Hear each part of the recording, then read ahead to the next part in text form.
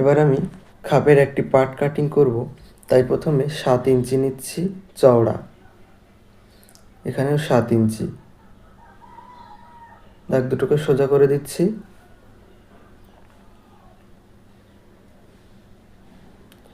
এবার নিচের সাইড থেকে 1/2 ইঞ্চি মতো আমি একটা দাগ এমনি দিয়ে নিচ্ছি।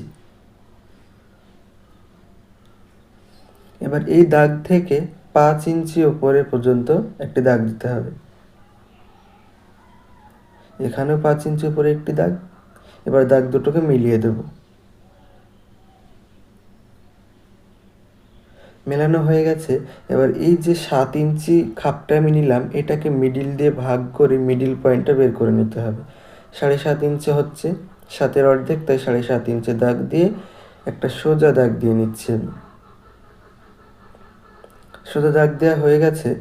এবার এই নিচের দিক থেকে যে দাগটা আমি এমনিতেই দিয়েছিলাম 1/2 ইঞ্চি, সেটা বাদ দিয়ে 1 ইঞ্চি 2 সুতে দাগ দিচ্ছি উপরের দিকে, এখানেও তাই 1 ইঞ্চি 2 সুতা। এবার এই যে মিডিল পয়েন্টের দাগটা বের করলাম, এখান থেকে দাগের বাম সাইডে 1/2 ইঞ্চি এবং ডান সাইডে 1/2 ইঞ্চি করে একটি দাগ দিলাম। এবার এভাবে মিলিয়ে দেব।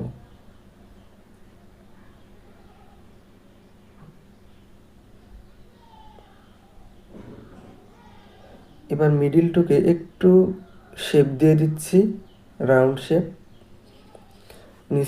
নিচের দিকটা আমার তৈরি হয়ে গেল। এবার এখান থেকে 1/2 ইঞ্চিতে একটি দাগ দিচ্ছি। 1/2 ইঞ্চিতে দাগ দেওয়ার পরে ওপরের দাগ থেকে 1.5 ইঞ্চি নিচে একটি দাগ দেব।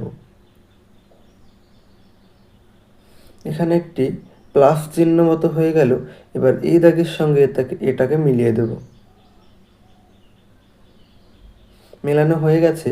এবার মিডিল পয়েন্টের যে দাগটা বেরিয়েছিল, ওখান থেকে শেপ দিয়ে নিচ্ছি, গলার শেপের মতো।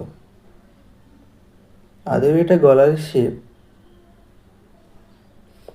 এবার এই সাইডটা বাকি আছে, তা একদম কর্নার থেকে আমি 2 ইঞ্চিতে একটি দাগ দিচ্ছি এবং এই 2 ইঞ্চি দাগ বরাবর আমাকে দুটো দাগ মেলাতে হবে।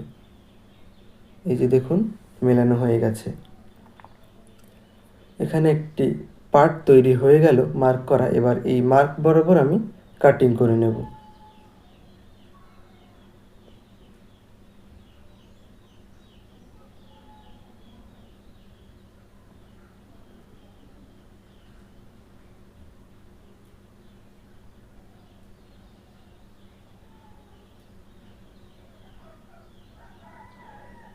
এখানে এই পার্টটাও কাটিং করা হয়ে গেল। এবার এটাকে আমি সরিয়ে রাখছি। এবার এটাকেও আমি সোজা করে নিচ্ছি। এখানে ব্লাউজের আরও একটি পার্ট কাটিং করতে হবে। এবার এখানে আমি 7 ইঞ্চি 2 সুতাতে একটি দাগ দেব।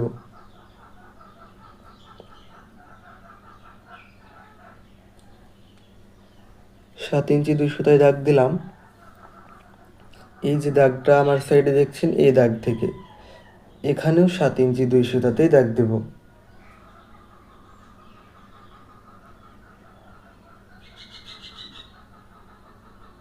হয়েছে দাগ দুটোকে মিলিয়ে দেয়া। এবার নিচ থেকে 4 ইঞ্চি উপরে একটি দাগ দিলাম, এখানেও 4 ইঞ্চি উপরে দাগ দিচ্ছি। এখানে সোজা একটি দাগ দিয়ে নেব।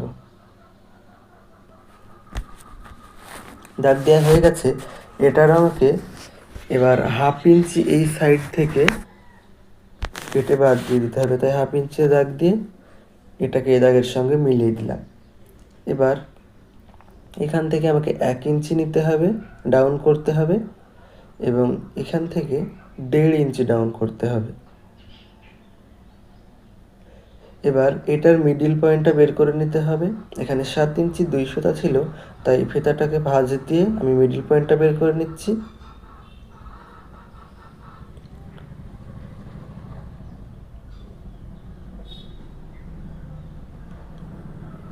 মিডিল পয়েন্টটা বের হয়ে গেছে। এবার মিডিল দিয়ে একটি সোজা দাগ দিয়ে দিলাম। এই দাগ থেকে ডান সাইডে 1/2 ইঞ্চি এবং বাম সাইডে 1/2 ইঞ্চি, মানে দাগটা দুই সাইডে 1/2 ইঞ্চি করে দাগ দিয়ে নিতে হবে। দাগ দুটোকে মিলিয়ে দিচ্ছি।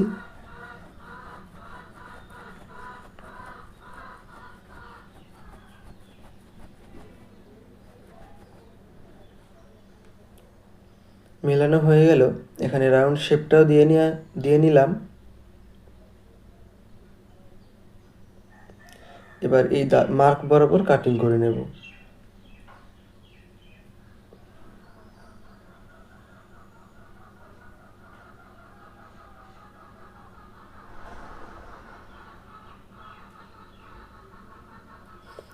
এখানে এই পার্টটাও কাটিং করা হয়ে গেল। এবার শুধু বাকি থাকলো হাতাটাও এবার কাটিং করব। এটাকে সরিয়ে রাখছি। এবার হাতার জন্য আমি ছিটটাকে 4 ভাঁজ করে নেব। 4 ভাঁজ করে নিলাম। এবার এখানে ছিটের চওড়াটা আমি এখানে 4 পার্টে ভাঁজ করে নিয়েছি এবং চওড়াটা 7.5 ইঞ্চি নিয়েছি। এবার হাতার ঝোল আপনারা যতটুকু রাখতে চান ততটুকু নেবেন এবং তার সঙ্গে 2 ইঞ্চ এক্সট্রা নেবেন। এখানে আমি 5.5 ইঞ্চি হাতার ঝোল রাখবো এবং তার সঙ্গে 2 ইঞ্চ এক্সট্রা দিয়ে টোটাল 7.5 ইঞ্চি আমি দাগ দিলাম। এখানেও সেম তাই 7.5 ইঞ্চি দাগ দিলাম। দাগটাকে মিলিয়ে দেব। এবার এই দাগ থেকে ভেতরের সাইডে 1.5 ইঞ্চিতে একটি দাগ দিচ্ছি।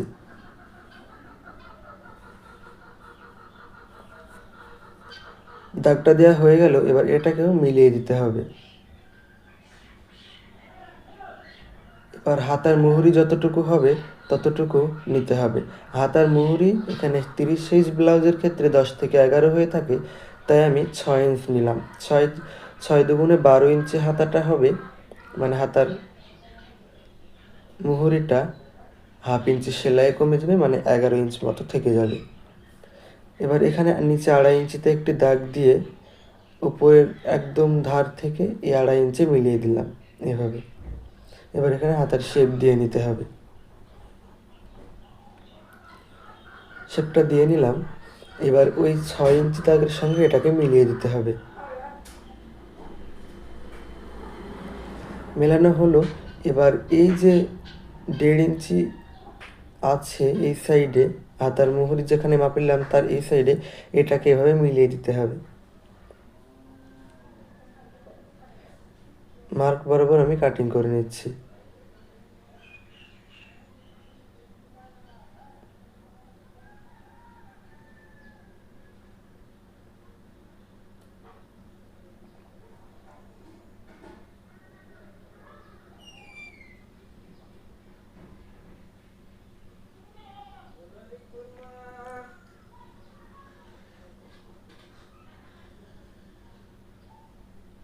কাটিং করা হয়ে গেল হাতাটা। এবার আমার শুধু বাকি থাকলো ব্লাউজের যে মাজার পটিটা, মানে কোমরে পটি লাগাতে হয় সেটা, এবং হুকের ঘরের পটি এবং গলার পটি। তো এখানে আমি কোমরের পটিটা কাটিং করে নিচ্ছি। এখানে কোমরের পটিটা লম্বা আছে আমার 39 ইঞ্চ। আমার 39 ইঞ্চ লাগবে না, যতটুকু লাগবে ততটুকু রাখে সেলাইয়ের সময় বাদ বাকিটুকু কেটে বাদ দিয়ে দেব। এবার নিচ থেকে 1.5 ইঞ্চি চওড়াতে একটি দাগ দিয়ে 1.5 ইঞ্চ চওড়া বরাবর আমি একটি পটি কাটিং করে নেব মাজার পটির জন্য।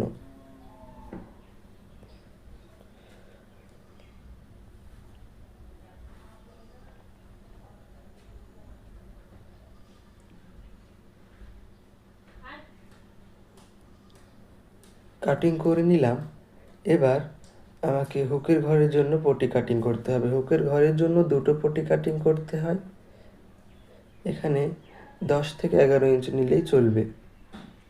10 থেকে 11 ইঞ্চ নিয়ে আমি 1.5 ইঞ্চ চওড়া করে একটি পটি কাটিং করছি এবং আরও একটি পটি 2.5 ইঞ্চ চওড়া করে কাটিং করতে হবে।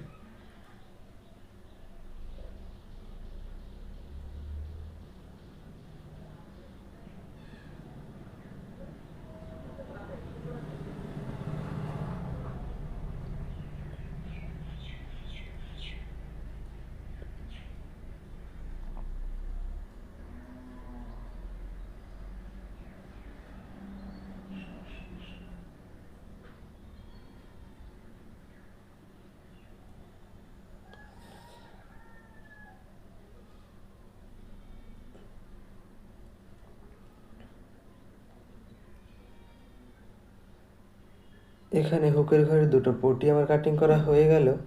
এবার গলার পটিগুলো কাটিং করলে হয়ে যাবে। এখানে আমি আরও একটি আপনাদেরকে জিনিস দেখাচ্ছি। এই সাইড থেকে আমি সিটটাকে টেনে দেখছি, তবুও বড় হচ্ছে না, এই সাইড থেকেও হচ্ছে না, এবং কর্নার বরাবর টেনে দেখলাম সিটটা বড় হচ্ছে। তাই কর্নার বরাবর আমাকে কাটিং করে নিতে হবে, কেননা এই সিটটা যে বড় হচ্ছে টানলে এটাতেই আমার গলার পট্টিটা লাগানো সুবিধা হবে, সুন্দর হয়ে গলার পট্টিটা বসবে। 1 ইঞ্চি চওড়া করে আমি পট্টিগুলো কাটিং করে নেব।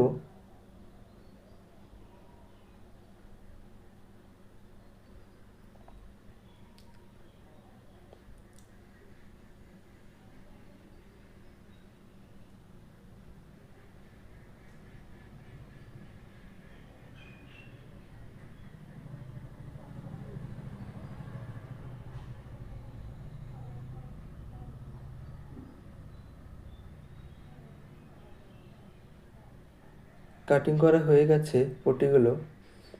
এখানে পুরো ব্লাউজটা আমার কাটিং করা হয়ে গেল। আজকে এই পর্যন্তই, দেখা হচ্ছে আবার পরের ভিডিওতে। পরবর্তীতে কোন ধরনের ভিডিও চান অবশ্যই কমেন্টে জানাবেন, এবং কারোর বুঝতে অসুবিধা হলেও কমেন্টে জানাতে পারেন, আমি সমস্যার সমাধান করে দেওয়ার চেষ্টা করব।